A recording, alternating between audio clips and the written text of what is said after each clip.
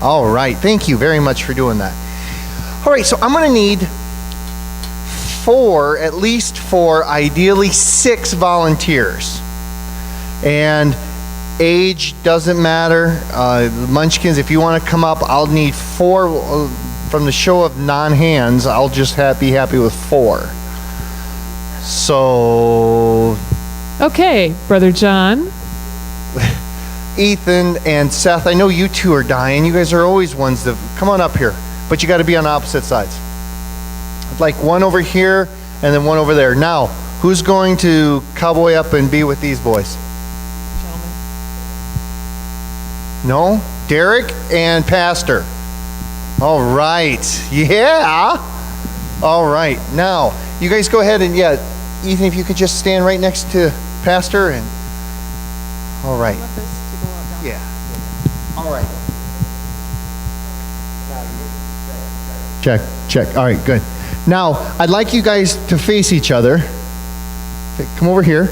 Oh, my word. Okay. Scoot back a little bit and hold hands. Hold hands.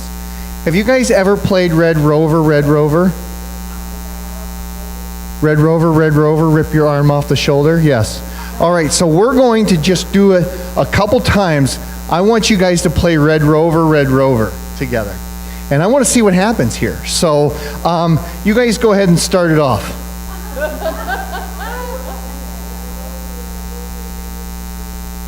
All right. Don't get hurt, please. I've got a notorious background of someone flipping over these chairs and collarbones breaking, so don't get hurt.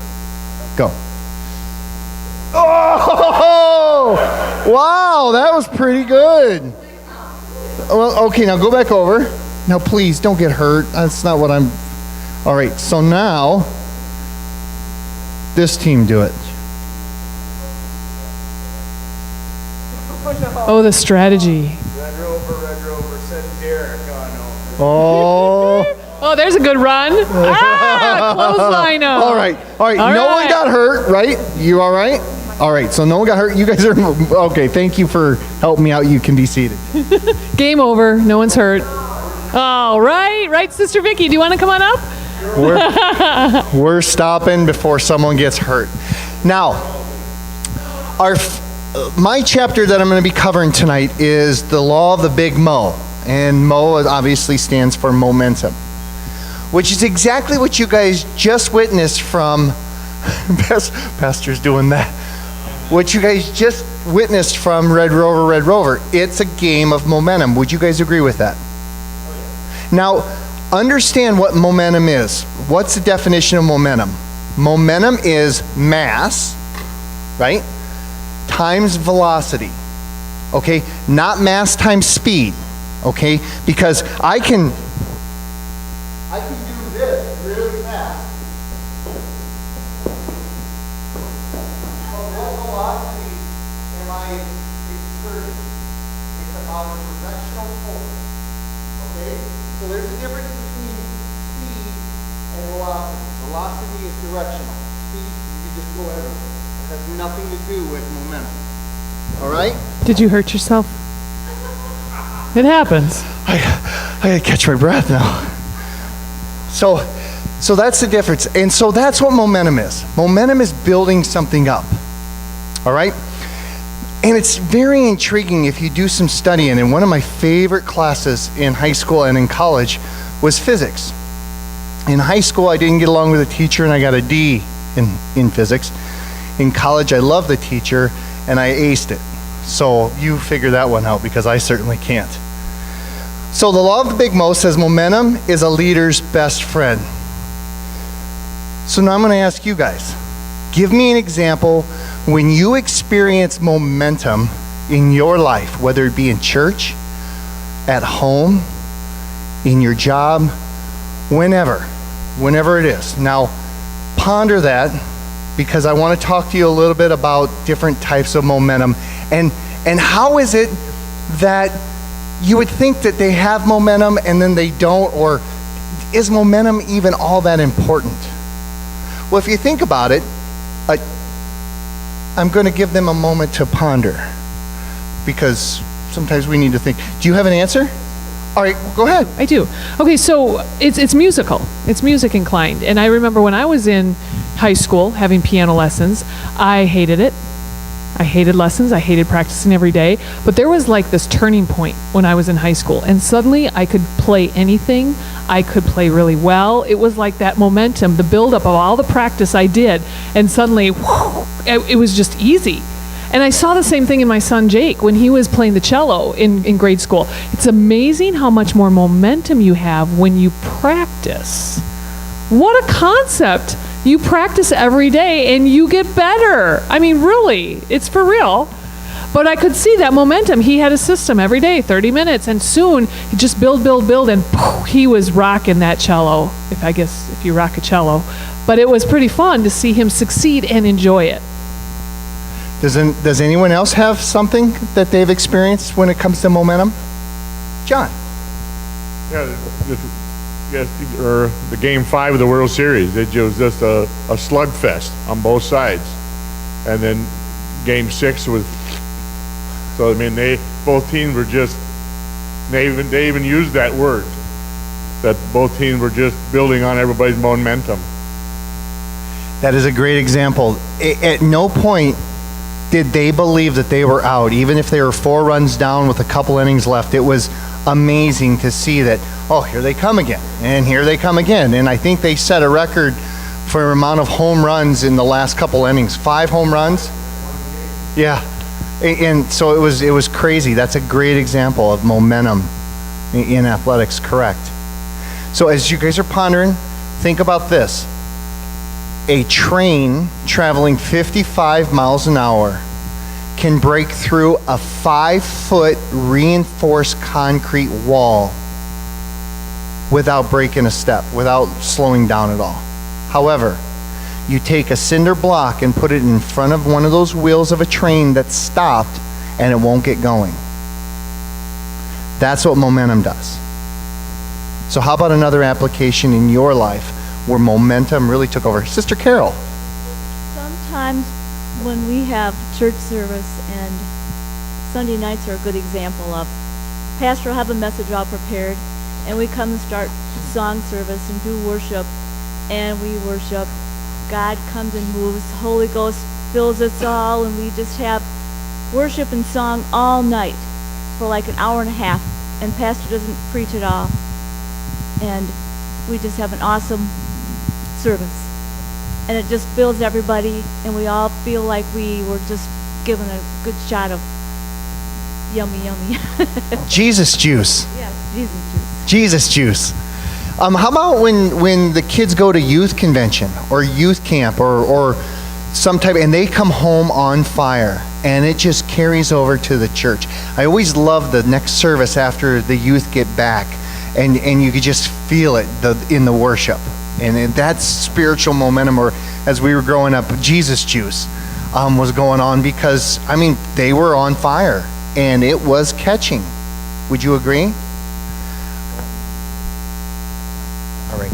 So, John, to go with what you were talking about with baseball, I want to talk about athletics, but I want to change it up a little bit and look at football. How many of you guys know about last year's Super Bowl? You guys pay attention to last year's Super Bowl? It was on a Sunday night, so we were all in church. I know who played. Wasn't it Atlanta and New England? Atlanta and New England. Okay, are you guys familiar with those guys at all? I'm not going to spend a long time talking about athletics because maybe you're just not interested.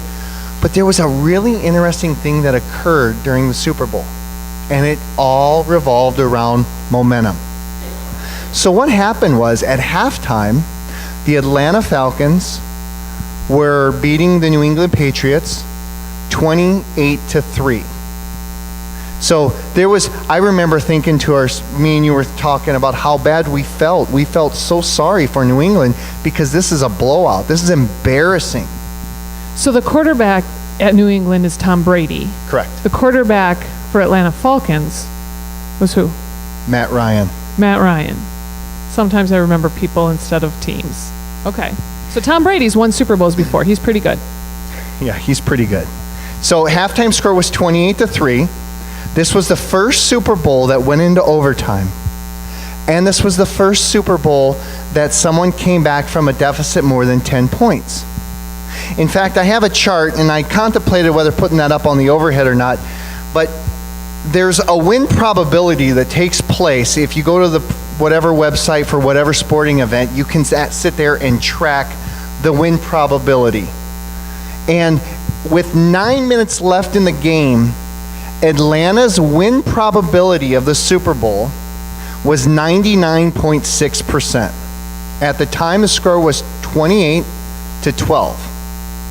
New England had just scored a touchdown. Now, they came out of halftime, and they both went 3 and out, and they had to punt, right? But then Atlanta had the ball. They sacked their quarterback, stripped the ball out, and got possession of it, and went right in, New England did, and scored a touchdown. All of a sudden, you started to see something different, right? You started seeing this momentum swing happen. But then something happened again. The kicker went up to kick the extra point and hit the upright. They didn't get a point for it.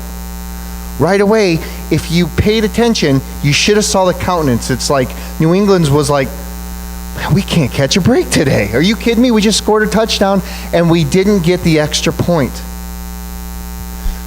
So then to progress a little bit more through a sack, through a penalty, through another fumble, they ended up scoring 2 more times, New England did, and got 2 two-point conversions and tied it with under a minute left.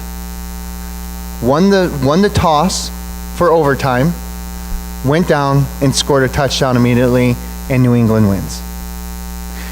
The tale of two halves. 30 minutes, Atlanta ran the board, couldn't be stopped. Second half, the opposite held true. Now, what happened? There's always a reason for something to happen. What do you think went on in the locker room for New England when they just spent 2 weeks planning for this game? They have their whole plan all organized. This is the best possible plan that we're going to have, and they get smoked the first half. They go in at halftime. Do they revamp the playbook? Do they, hey, we need to reevaluate this. What's plan B? Because plan A obviously isn't working. No, they didn't. In fact, accounts after the game, they were talking about how they knew that their first plan, their plan A, was bulletproof.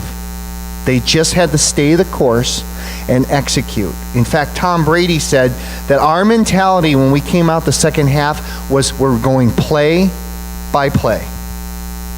By play by play. And that's what we kind of talked about a little bit last week for the law of victory on looking at the tree instead of the forest. Because you can get overwhelmed if you're looking at the forest. You get overwhelmed thinking that you're 25 points down with half a football game left. They knew they had a good game plan. That if they just stayed the course, they would be able to execute. All right, so that's New England. What about Atlanta? What changed? They stopped with the momentum. They stopped striving to win, and they started playing not to lose. That is no way for us to live our lives. I don't want to make a mistake. All right? But more importantly is, you know what? If you fall forward. Fail forward. Pick yourself up. But they stopped their edge. They lost their edge, and all of a sudden they just started, I don't want to take a chance anymore. Let's play prevent defense and keep them out. Well, that didn't work. New England didn't have anything to lose, folks. Neither do we. We have nothing to lose. If we're going to fail, and we will fail, we fail going forward. But just like when the youth comes back from their youth camp or convention, or we have a breakout service, or you have that unbelievable evangelistic service on that Sunday night, isn't there a little bit more hop in your step on a Monday? I mean, aren't you ready to face what you got to face? I mean, it's still Monday, and Mondays are, well, I don't like Mondays, but it's a little bit easier when you got a little Jesus juice flowing in you. All right? Is this okay? Have you guys experienced that, Pastor?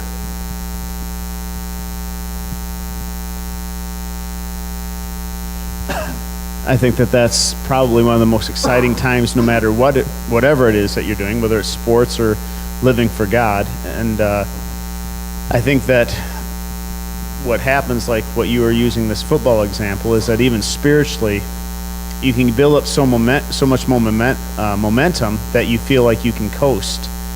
But then when you're coasting from momentum, it took a lot to get you going and to keep you going, but it doesn't take much. You know, I think about like in a boat, if you're cruising across the lake in a boat and you let off the throttle, you'll still keep coasting, but if you hit a wake coming towards you, it's going to slow you down almost immediately. And I think spiritually that's the danger of what we do. We have an awesome service or an awesome conference or congress or whatever it is, but we don't keep doing the daily things that are necessary to keep the momentum going. Because if we like momentum so much, I think it's unfortunately that we don't like it enough to stay momentum. I love the segue that you put right in front of me. Is remember what I talked about, one of the first lessons about our daily 5. Remember chopping that tree? Doing the 5 things? We're habitual people and we stick with our habits. If we create our habits to be good habits, all of a sudden you take one twine and you take another and you start winding it together. And then you create another good habit and now you wind that together. And before long, we've got a pretty solid rope that can't be broken, right? That you can pull a tree. Or pull a train, I mean. And if that's true over here, then the law of nature says the opposite has to hold true. Meaning if I create bad habits, if all of a sudden one thing goes bad and I'm just like, and I can hear it because I've said it and I know I'm not the only one in here thinking, oh, here we go. Oh, I'm having a bad day. That's one more thing. And then all of a sudden something again happens. There's another twine that's wrapped around. And so we create bad habits. We kill our momentum. It's what you do to the situation. You may not be able to predict or control what happens to you, but how we think about it can create momentum and it can stifle momentum. John, real quick, one more thing before I ask you to share. This morning, very first thing this morning, I'm at the top of the steps, and there's probably 20 steps to go down to our kitchen, and I have my salad that I'm walking down, and I'm holding by the lid, and as I get to the top of the step, my salad goes all the way down. Open.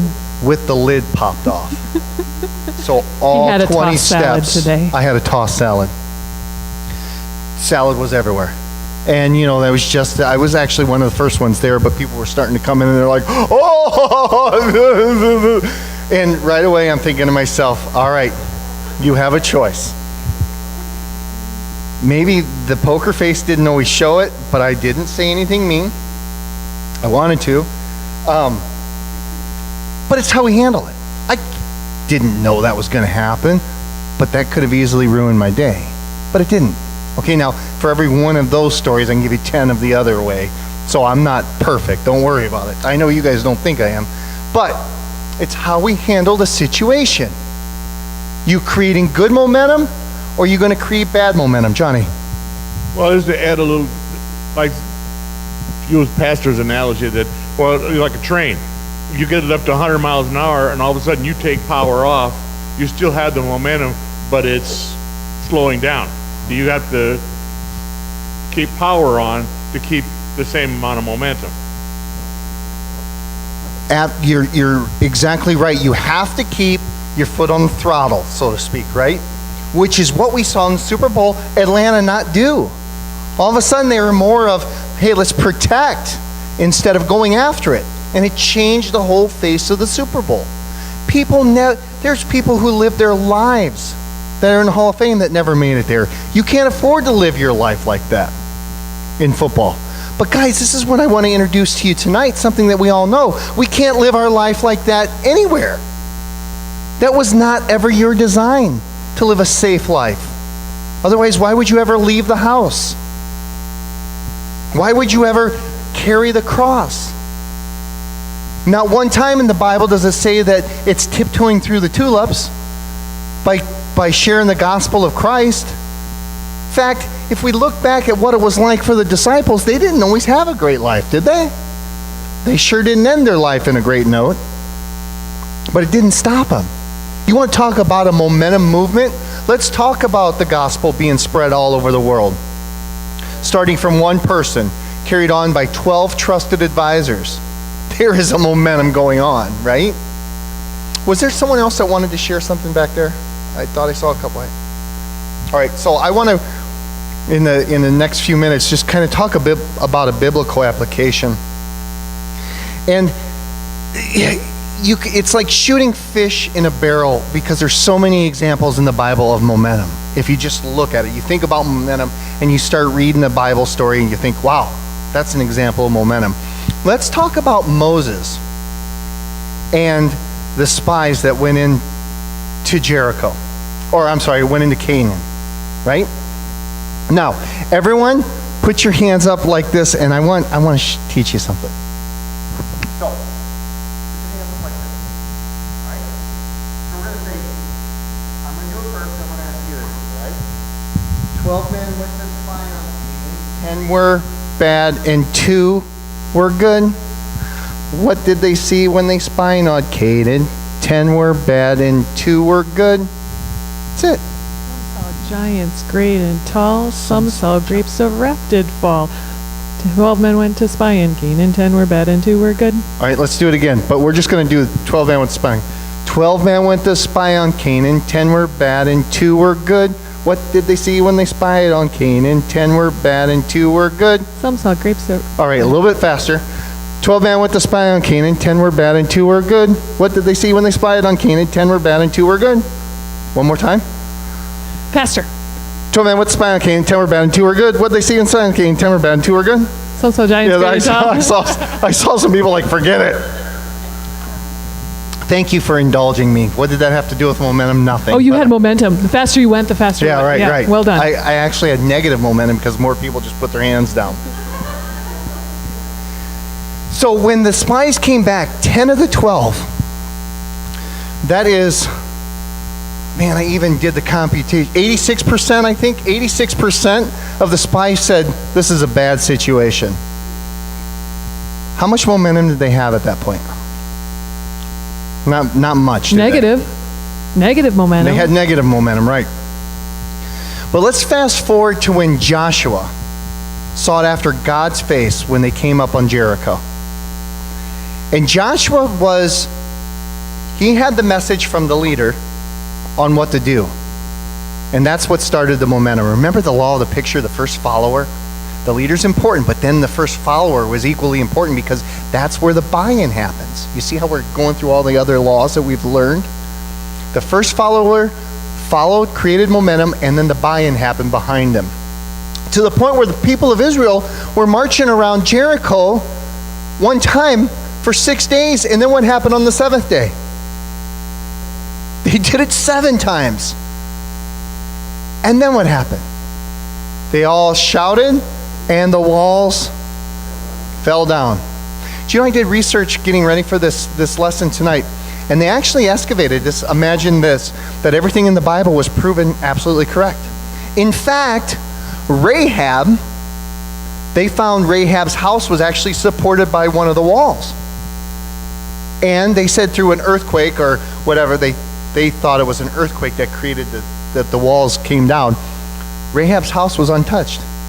And it was part of the wall. So exactly like the Bible talked about. Did you guys ever see mock-ups of what the wall of Jericho really looked like? Veggie Tales. It was built on a hill. What they say is built on a hill. And the walls were almost thicker than they were tall. But because it was built on a hill, they seemed a lot taller. I think the excavation said they were never more than 6 or 8 feet tall. But it was there. And then they had a grassy spot and then another wall. So it was impenetrable. But VeggieTales had it like 80 feet tall or whatever. But that's not what it was. But think about the momentum that the people of Israel felt. Once that wall fell, don't you feel sorry for the next army they came up against?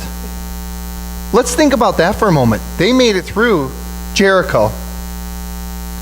How much momentum did they have? And then to be that next army to face them, was anything going to stop them after what they just saw? Yes, Sister Vicky. Say it again. Being disobedient to God, because isn't that what happened next? If I remember right. Yes, that's perfect. Once again, it was the habits. It was their habits that God showed up and showed off. But just like when the momentum that they had when the people of Israel came out of Egypt, and you're looking at the Red Sea on both sides, and they crossed over, it was dry, and you're seeing the sea. Think about the momentum that next day. In fact, they went over there, and we just heard last week about how Miriam led them in the praise time when they got over on the other side. They had a lot of momentum, but it didn't take long for their bad habits, their negative momentum, that twine that they kept putting together to make a real solid rope, hold them back. They had faith in their leader, and that leader, because of that faith, created an incredible amount of momentum, much like the Super Bowl. One of the New England Patriots receivers, I actually had a quote in here, talked about, at no time during the game did Tom Brady, their quarterback, display anything about giving up or that this game was over with. And they said just the look on his eyes created the momentum they needed, and the faith in what their game plan was, that they knew they were going to win, even when that probability was 99.6. Now I imagine that's probably the same thing that the people of Israel, when they looked at Joshua and saw the look, and he's like, you know what? We're going to walk around the city once for the next 6 days, and then on the seventh day, check this out, 7 times. And then the priests are going to blow the trumpet, and we're all going to yell, and guess what's going to happen? Without a question, those walls are going to come down, and they're ours. Do you have the habits? It's all predicated on habits. If you want to keep the momentum going. It's not going, John, you did a great job on, you got to keep the throttle going. Because the moment you let off the throttle, friction's going to happen. Situations are going to occur. Your salad is going to fall down the steps. And go faster as it gets to the bottom. Through momentum. But it's what habits are you creating? I can't control it, but I tell you what I can control is my reaction. Guys, control your reaction. You feel momentum, and it doesn't have to be huge wins. It doesn't have to be a Super Bowl ring. It might just be, you know what, I prayed today. I told Pastor, I told so-and-so that I was going to pray every day this week. It's Wednesday night, I've prayed every day this week. Get going. That's good momentum. How about losing weight? You know, after the first 5 pounds of losing weight, Then I have ice cream. There's your habit.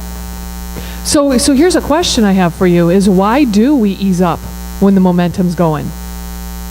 What is it that's happening? Brother Tim? I think it's going to carry us. We think it's going to carry us. Ethan? That we're at the top and there's no higher to go. Kind of like We're at the top. There's no, I can't handle anymore, right? Pastor? Well, there's the statement, I don't know how true it is, but they say most accidents happen within 5 miles of your own home. And I believe a lot of it's because you get familiar with your surroundings, you get relaxed, you're almost there, so you can let up and you can stop paying as much attention. And Let your foot off the throttle. You let go of that, absolutely. So I work a lot with sales, and in sales we have practices, we have habits. You need to make 5 contacts a day. You need to make 5 connections with people every single day. So we do that, and wow, we see the sales start to increase, and it's rolling, and now my calendar's full. I can't take on any more. So I back off of the 5 contacts, and then cancellations happen, and then people change their mind. What would happen if I stuck with the habits, the 5 contacts a day? It would keep going. And am I ever full? Could I ever take more? What if there are cancellations? That's no worries. I'm covered. Everything's going to be happening because I have the momentum happening. But yeah, we get the mindset that, we're running with it. I can ease off. I can rest a little bit. Well, resting is taking your hand off the throttle, and now you're starting to decrease your speed. And how hard is it to get going again? Worse than the first time. So as I wrap up mine, I want to talk just real briefly about momentum breakers and momentum makers. And the first one is momentum breaker is double-mindedness. Scripture says in James chapter 1 and actually 6 through 8, how a double-minded, can you guys finish that? A double-minded man is unstable in all his ways. What does it mean to be double-minded? Actually, what they talk about is not just double-minded. You can't have two minds, but it's also or double-souled. You have two desires in your mind, two things that you're focused on. So, but a momentum maker is your focus. We focus on the right thing, then we got all of our energy going a certain way. The second way is a momentum breaker is the past, a momentum maker is the future. Philippians chapter 3, verse 13. Brothers and sisters, I do not consider myself yet to have taken hold of it. But one thing I do, forgetting what is behind and straining forward toward what is ahead. Forgetting what's behind me, I press forward. I press on toward the goal to win the prize for which God has called me heavenward in Christ Jesus. All right. And then finally, and there's actually, I have another couple pages of it, but I'm going to do one more. And that's momentum breaker is individualism. Momentum maker is teamwork. And anywhere in the book of Nehemiah do you see teamwork when they're building that wall. And I love that illustration. I used it at a state men's conference on one of my lessons, talking about how they had a tool in one hand and a weapon in the other because they were fixing the wall and they were protecting the wall at the same time. Those men had unity. They were in single mind. They were in one accord, and nothing was going to stop them.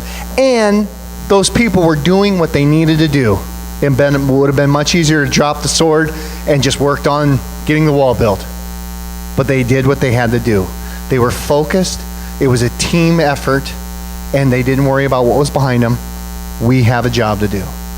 Utilize this in every day of your life, and you are going to build that momentum up in every facet of your life, whether it's at home, at work, or at church. Don't worry about what's happened in the past. You can't control it. One thing you can control is the right now going forward. Amen? Where else have we heard one accord? Seth? When the disciples were in the room, when Jesus came in like a rushing wind, they were in one mind and one accord. Good. Absolutely. Well done. Well done. Way to know your scriptures. A lot of magic, a lot of power happens when we're in one accord. Let the Big Moe happen in our spiritual life as well. Okay, we're going to transfer right over to the law of priorities, which goes hand in hand so well. Did you all get a worksheet? Did anyone not get a worksheet? A daily planner worksheet? Anyone not? Okay, I need you to flip it over to the back. I just want you to focus on the blank side for a minute. I want you to take a minute, think about these questions I'm going to ask you, and write down your answers. This is only for you. The first question I have for you is, this morning when you got up, what was the most important thing that you needed to get done today? When you started your day, what was the most important thing that you needed to get done today?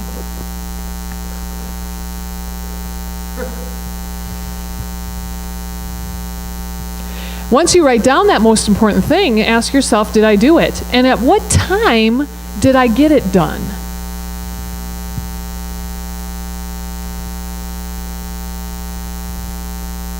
Okay, question number 2. What is the most important thing for you to do between now and Sunday? Thursday, Friday, Saturday, Sunday morning. What is the most important thing for you to get done between now and Sunday?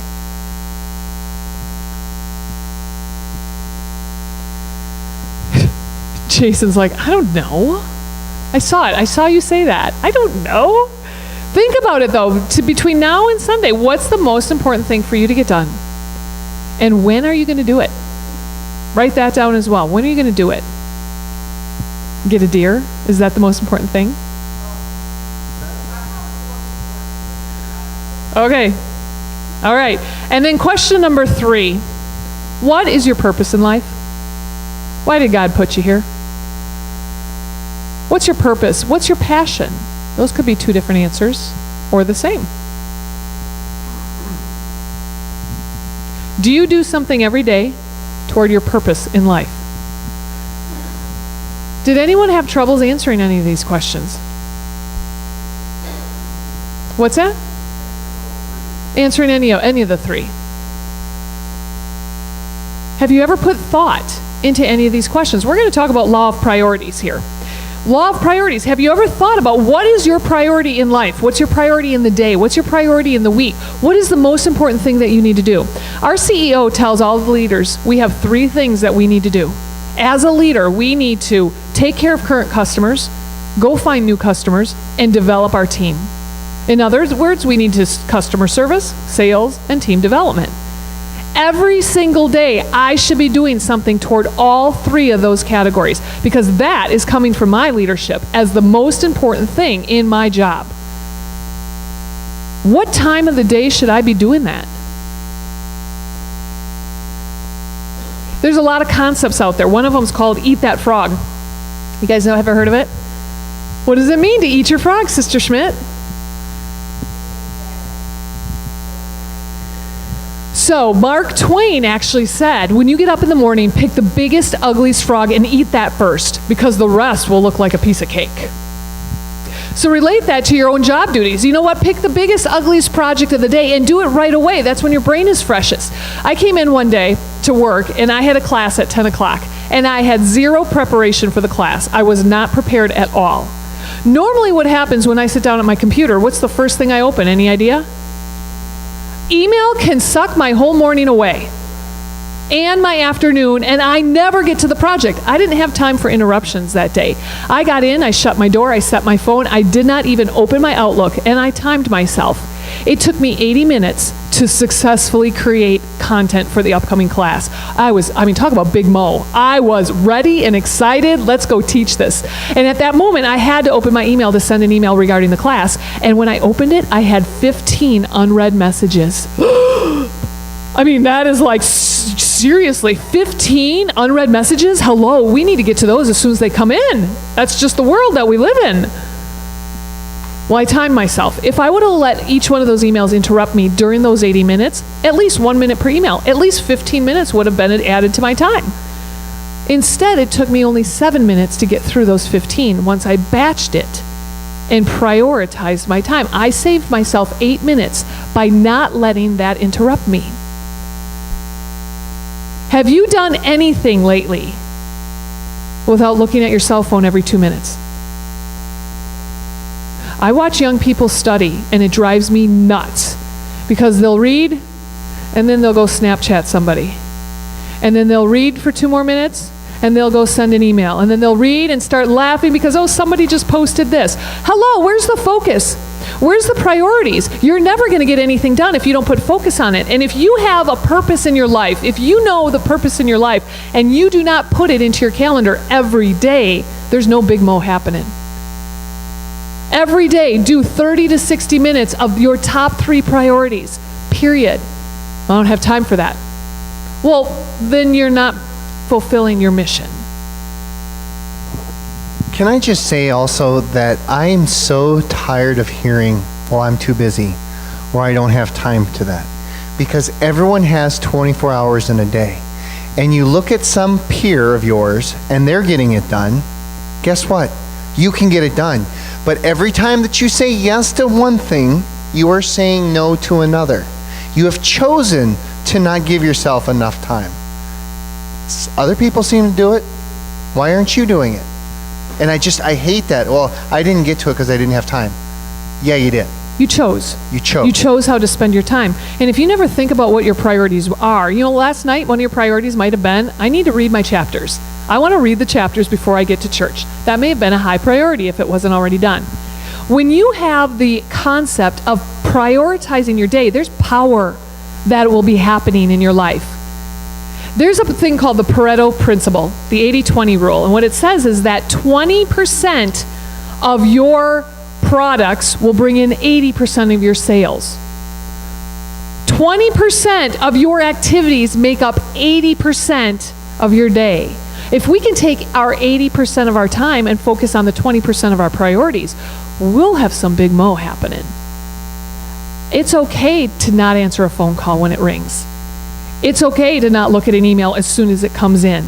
It's okay to put focus in an area that truly is going to bring you benefit. It's okay to not fold your towels and let them heap up in a bin for a whole week, because it's not going to get me to the mission that I have. And I'll give you some examples here of where this comes in. If we can figure out what our priority is, there's so much more focus for us. Every year we pick a word of the year. We as a family don't pick New Year's resolutions. We pick a word that we want to focus on every year. We've done it for 3, 4, 5 years now. And it's very empowering. So this past year, my son Jake, his word is explore. He has justified 3 vacations because his word is explore. But do you see the focus? When we ask him, hey, are you going to go out to Virginia and visit Jordan? He's like, well, my word is explore, so yeah.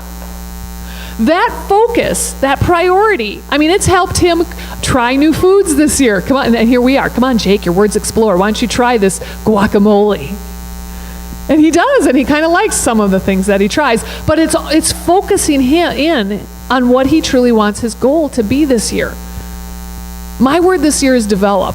And when I came into the year, I didn't know what it meant. I just knew that, hey, if we can help empower people and develop people, it's going to just magnify into so much more than just me doing it. The development has really turned into me developing. The development opportunities that I've had have been phenomenal. And when I look back, I can see where that focus has truly happened all year. I love it. On page 211, there's a sentence that I underlined, and it says, just because you can do something does not mean that you should do it. I remember when I was in high school, the big jobs to have over the summer was either trimming or shearing trees or detasseling corn. There was some good money, but they were hard. These Christmas tree shearers, they were lifting these big old, they had muscles, they had a great tan. They made some really good money. Could I do it? Sure. Should I? Instead, I worked at a bank, which was more in line with the mission of my life. That's more in line with the business degree that I was going after. Could I do it? Yeah, but should I? No. That wasn't my priority. That wasn't my focus. Well, you make more money doing the other jobs, but that wasn't my priority. That didn't help me in the long run. So how many things do we do in life? Could I do this? Sure. Should I? No. Many times, I remember when the kids were in school, I'd be asked to do volunteer activities. Would you take care of the book fair? Would you come in and help during a day? Could I? Sure. But should I? No. First of all, I have a day job. Bummer, I can't come in during the day. But many times, too, I need to focus on one area and be really good at it. To focus on multiple areas just means that I'm spread too thin and I'm not doing anyone any justice.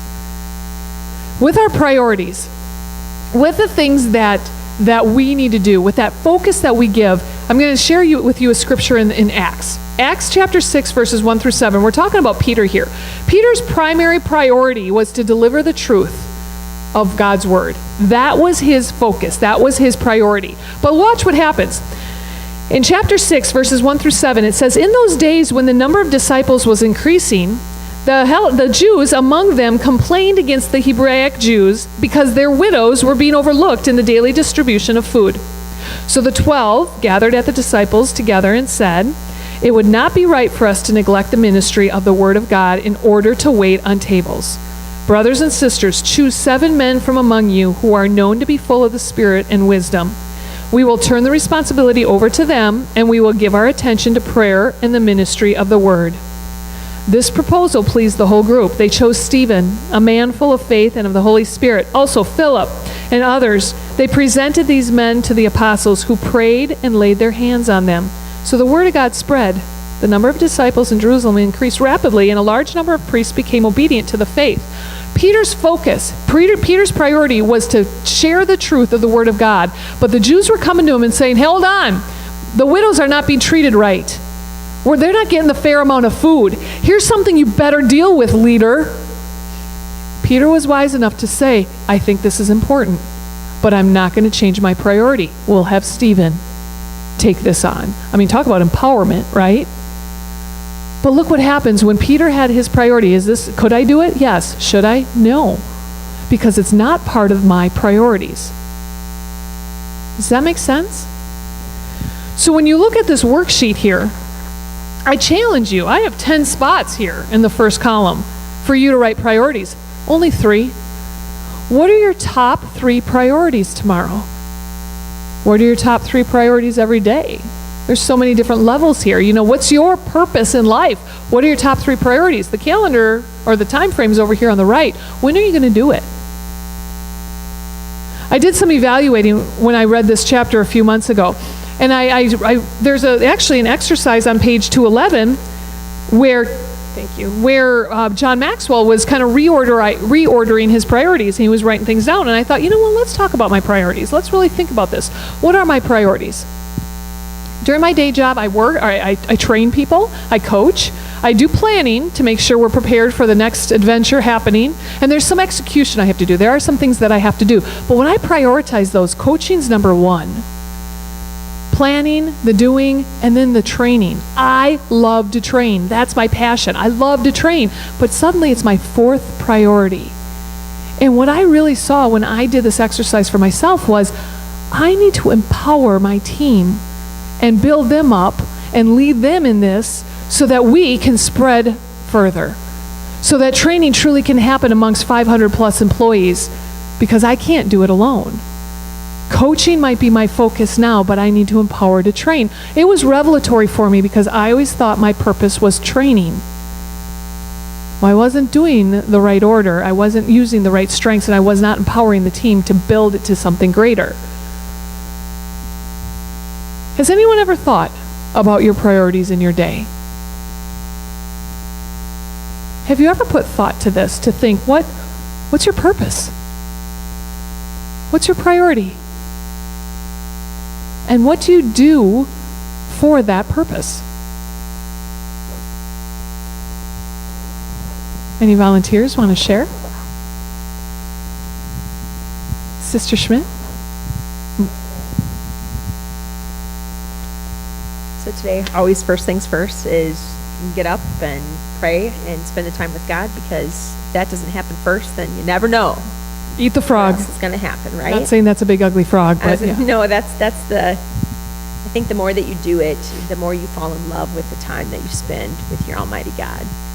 And that can't ever be taken away. But, right after that, I always say, hey, God, you know my calendar today. It's pretty crazy, or my schedule today. God, I pray that you would bless that. And then I had 4 things on my list today. I needed 4 things done. I was able to accomplish 3 of those things, but it's better than where I would have been otherwise. But I specifically had it out. I need to do this first, and I need to do this second, this third, this fourth. Were you able to stay focused until it was done? So the first thing, absolutely, had to get that done. In between, life of a coach, you get called so many times that you just kind of, sometimes your schedule just kind of is no longer yours. You know what? Interruptions has to be a part of your schedule. Right. Because you're a leader and you're needed in other parts of your life. And people need you. So you have to just account for a few hours of interruptions. Yeah. But I had a clear schedule, and I got done probably more than what I would have had I not identified what I needed to get done. Because you had the focus. You had the priorities. Can I share mine? Yeah, yes. So going back to my rule of 5 is every morning I'll pray, I read, reflect, implement, and inspire. So those are the 5 things that every day I try to do. And then inspire one is I ask myself, who am I going to bring value to? And then the last thing I think about at night is, did I bring value to that person, and how did I do it? So I hold myself accountable. I try every night to hold myself accountable to who was I able to bring value to on what I prayed, read, implemented. Now, if you didn't prioritize and even think of what's your priority in life, what's your focus in life, how often would you do that? It goes back to the habits. Bingo. And this sounds so like we didn't have this plan, but it's so true. I know between 7 and 8 o'clock, that is my personal growth time. That is where I pick a topic. I don't know what topic I'm going to talk about or think on tomorrow, but I'm going to study between 7 and 8. Now I'm going to think about what I studied, and now I need to find, all right, who am I going to bring value to? How am I going to implement what I just studied into my life? And then who am I going to find that I get to bring value to? So if you have goals in life, if you want to get somewhere in life, if you have a dream, but you can't really work the dream right now. I think of my grandparents. My grandparents both worked in a factory. Grandma worked first shift, Grandpa worked second shift, so they could still raise the kids because they didn't do daycare back then. Do you think that was their dream job? We live in a world today that's all about go for it. You can work your dreams. You can live your dreams. What do you want to be when you grow up? You can do it. I wondered that the other day when the septic cleaner out or remover guy came to my house. I wonder if that's his dream job. Right? The guy who cleaned our septic system. Is that really what he was hoping to be when he was 5th grade, 10 years old, whatever? What happens there? I remember a quote from a hippie. Back in the 60s, a quote from a hippie said, "Oh yeah, the 60s were great for about a year, and then I realized you need food, you need money to buy food, so now it's time to get a job." The reality of life really hits. But with all of that in mind, there's stuff we have to do to survive in life, and it may not be our dream job or our top priority, but there's still things that we hope to get to. So if there's things you hope to get to, or things you hope you can purchase someday, like the budget system, and I hope I can go on this type of vacation, there's money you're going to put away, right? That's the priority. Every month we're going to put this money away because we're going to go on this big trip, or we're going to buy this big purchase. What we want in our life is no different. And if we don't put thought toward that, it's not going to happen. Ethan. Oh, hold on. Let's wait for that microphone. Well, I think that also when you're saying prioritizing, you can have like a dream job, but you also have to prioritize how am I going to get to the point where I want to be. So obviously I can't do exactly what I want to do as soon as I can get a job at 14. But I have to grow and work toward that, so therefore I have to eat my biggest frog first and keep moving along. And you're going to have to do some jobs that just were not your dream job. My first job was working at Hardee's. Not exactly my dream job. It was a job, though. I got money to work toward what I wanted to do eventually. And even still, sometimes we reach our dreams and we're like, oh, I didn't really think it was going to be like this. Right? That's why our goals and our priorities, we keep making them, because then it changes and we want to keep making them. When it comes to, okay, how do I master this? How do I figure this out? Like the worksheet says, the first thing that I recommend is in the left-hand column. Start with figuring out what is my purpose. What's my passion? What are my strengths? That'll help you figure out your purpose, because God gave you that passion and those strengths for a reason. There's a reason why God makes you cry when you think of something specific, because that's what He has you here on this earth for. So think about that. Well, what do I need to do every day to get closer to that mission? And then start to prioritize, or start to schedule it, I should say, into your daily calendar. And then hold yourself accountable to that everything that you do, if it's important to you, needs to be to accomplish that thing.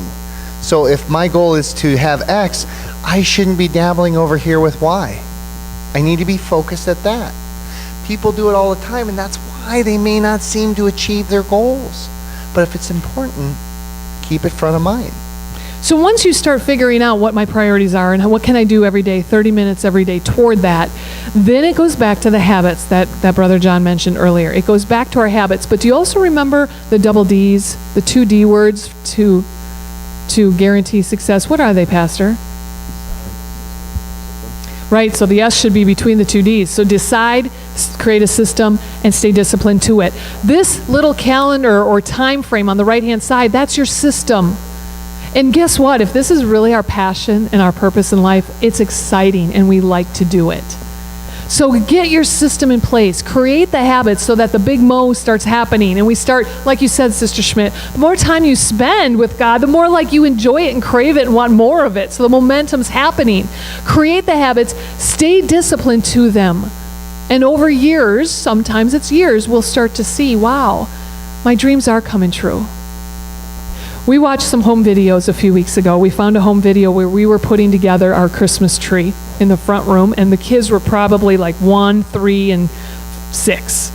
And they were adorable, right? They were so adorably cute, and they were into everything. I don't know how they lived to be the ages they are now, because as we watch these videos, we're like, oh, I think he just got clobbered in the head, right?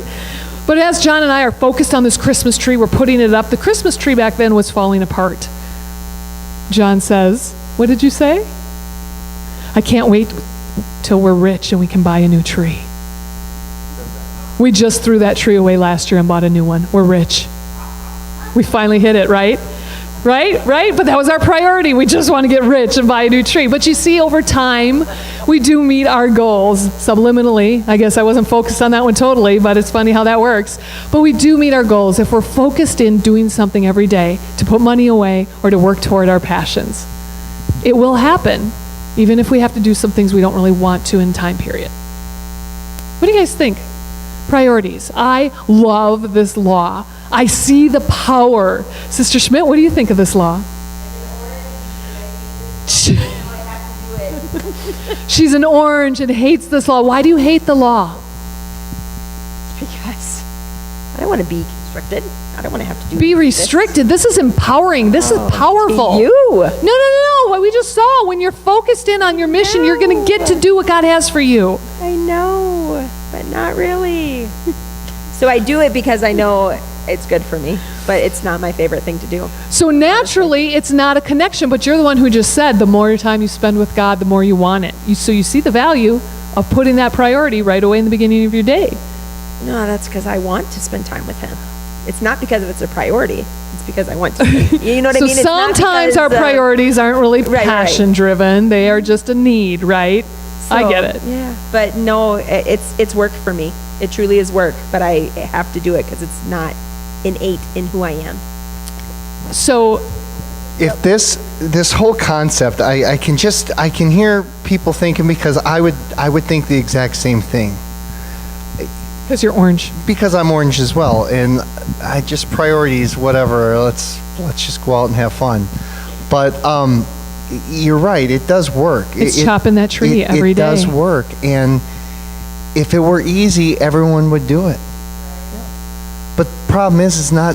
There's the minority is doing it, and minority could be 49%. I would say less than that is doing this, because it does take intentionality and it takes focus, and that takes energy. And I don't want to put forth a lot of energy on this. So let's just say you take your ministry. But you have to do it. Let's take your you have to ministry. do it. Every one of us has a ministry. Let's take your ministry and go off of those 3 things our CEO tells us. We need to take care of the current customers, we need to go find new, and we need to develop our team. Let's take the youth group. Let's take care of our current youth. Let's go invite other people. Let's have activities to invite, and let's develop them so that they can be empowering to lead the youth. Let's take the decorating ministry. Thank goodness it's not mine, Sister Carol. My goodness, we come in here and there's like little tweaks. Do you ever notice it? Sister Carol is so purposeful with it. Every day she's just looking, how else can I fix it? How else? What wall should I paint? I walked in the office the other day and there was a bug on the wall, and she couldn't even talk to me. She had to fix it first. But that's that priority, right? That's her ministry. Are we working our ministry every day? It's what God gave us. Pastor. Can you maybe give some ideas on how to help people that, because I could see where this might be a challenge is, they may think of, okay, most important thing I need to do today. Well, they might have trouble separating those things from like a personal thing, the most important thing I need to do is, hopefully it's your relationship with God, like my wife said, but then I have to get my kids to school, or then, what about when I get to my work, or, what about this or that? So it can maybe help people that struggle with separating the things in their life and prioritizing them, because otherwise they're going to get overwhelmed and say, there's no way I can do all this stuff. That's absolutely. And I think that if we're very specific, the more specific we get, the more we're going to know we achieved it. So going back to priorities or goals. So we always learn about setting goals. Use the acronym SMART. Specific, measurable, attainable, relevant, and timely. Okay? The more specific I get. So yes, my relationship with God is important. What does that mean? Well, I know I need to pray. Okay, what else do you need to do? I probably should read the Bible. Okay, what else do you do? All right, so I'm going to read the Bible start off with a half hour every day. Start off with 5 minutes. Or whatever it is. Start off with something. You got to be intentional. And the more specific we get, the more beneficial it's going to be. And I know that I have achieved it. And then you get the momentum going once I've achieved it. All right, hey, this 5 minutes is a piece of cake now, because I've got all these names. I'm going to go to 10 minutes of prayer. because I know a lot more names that I got to take before the Lord. And I want to encourage you here, when we're looking at only that calendar or the time, okay? We're only looking at that side of this paper. Never adjust this when you're in the moment. You got to think about this ahead of time and be purposeful. Because in the moment, you're not focusing on priorities. You're just trying to survive. So if you were to take something, and let's just say, hey, I want to get up and I want to start my day with God. Great. What time are you getting up? 5:30.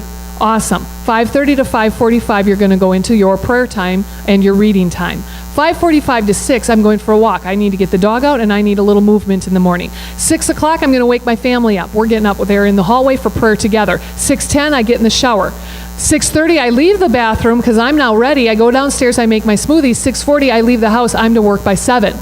I do not think that through anymore. That is my morning. I'm out of bed by 10 after 5, and boom, it's on auto drive. How many of you are stressed out just listening to me say that? Okay. Brother John's like, 10 o'clock, I'm rolling out of bed. Because you can. Because you can. But here's the deal. I have to go to work by 7 o'clock. And if I want anything else to happen, I have to figure out my schedule ahead of time, or it's not happening, and I'm rolling out of bed at 6:30. And then I'm rushed and I'm upset, and now I'm barely surviving my day, right? If I want to get something done, I have to be proactive with it. So take little increments, but schedule it. I mean, literally, write it down on a schedule. And don't rethink your schedule tomorrow when it happens. I need to take the kids to school at 8:15. I'm home by 8:30. I don't even look at my cell phone. I get right to my Bible reading time. 9 o'clock, I get on the phone and I start making calls. 9:30, I go visit somebody at this location. But do you see how focused and purposeful? And I may not get to my emails until 4 o'clock in the afternoon or 9 p.m. Or I may not get to a text that came in until I'm ready to deal with text messages later on in the day. Not when they come in, but later on. But that's discipline. I know it might stress you out, but how bad do you want it? How bad do you want to change some habits? When you have drastic habits to change, you have drastic things you need to do.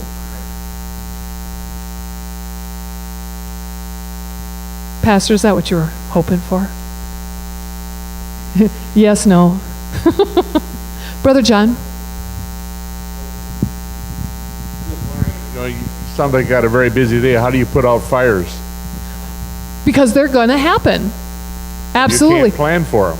No, you can't. But I did say earlier, you better plan for a few hours of interruptions. So I'm not going to keep my schedule minute by minute. Maybe at 9 o'clock, suddenly you'll see a 2-hour break, or you'll see a little more relaxed in my schedule. Sister Schmidt, what was that?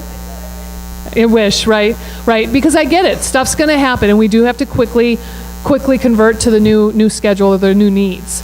But that's why I can't block my time 5 a.m. to 10 p.m. There has to be a little leeway. If this is important and you have a priority, then you really need to keep that priority front of mind and work all the way around it. So what I have to do is I shut off all notifications that I have emails come in. Because I could be that one. So your cell phone is off, so your everything. At 9 o'clock, if an email comes in, I don't get that little mail thing. I don't get a 1 next to my inbox. I don't get any of that. I literally have to go in. So at 9 o'clock, I go into it. Why 9 o'clock? Because if I go in at first thing, I become that fireman. Oh my goodness, I got this email. I got to get. There goes my study time. Nope. I get in 7 to 8. That is when I have my growth time. Then from 8 to 9, it's my most productive time, so this is the best time that I can work for my company, so I do a job for them. I do what they want me to do at 8 o'clock to 9 o'clock. Then I go into my email at 9 o'clock. I go into it at 1 o'clock. Why 1 o'clock? Because if I go into it at 11 o'clock, I might miss lunch because all of a sudden I become another fireman. I'm going to give myself lunch.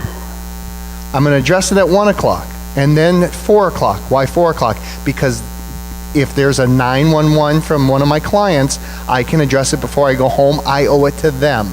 Everything I do is intentional. I have to do it that way. Otherwise, if I have that notification, once that little mail thing comes up, I'm clicking on it and I'm stuck. But that's what I have to do. If I want to accomplish what I want to accomplish, this is my system that I have to have in place. If you don't take control of your calendar, somebody else will, and I guarantee it'll benefit them more than you. I was notorious to say no as well. The kids would call, I forgot my gym clothes. Sorry. I'm at work. You won't forget them tomorrow, will you? Goodbye. It's pretty cold, isn't it? They only forgot them once. They never did it again. I am not. Poor planning on your part does not constitute an emergency on my part. And I'm not afraid to say no, or that is pretty important, but it will wait and I'll do it at this time because that's where it'll come into my schedule. If you don't take control of your schedule, somebody else will. So with that, create a little momentum, figure out your priorities, be purposeful with it, and you know what, I just challenge you, give it a try. Give it a try this next few days, this next week. Prove me wrong. Prove me that it doesn't work. Prove me that there's no way it'll work in your life. Or maybe it'll prove you right. But give it a try and see what maybe it does for you and your goals that you have.